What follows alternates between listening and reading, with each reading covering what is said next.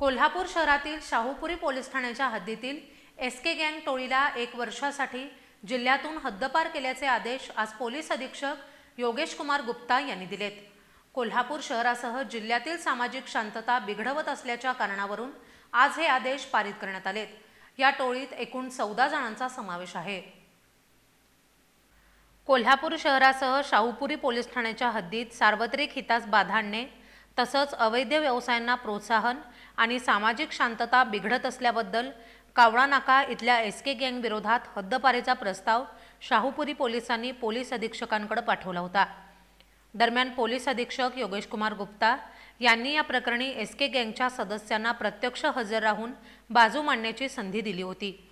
या दरम्यान एसके गँगच्या सदस्यांकडून शहरासह जिल्ह्यात सार्वजनिक शांततेस बाधा आणण्यास एसके गँगचे सदस्य कारणीभूत असल्याचं निष्पन्न झाल्यानं आज पोलीस अधीक्षक योगेश कुमार गुप्ता यांनी एसके गँगला 1 वर्षासाठी जिल्ह्यातून हद्दपार केल्याचे आदेश पारित केलेत।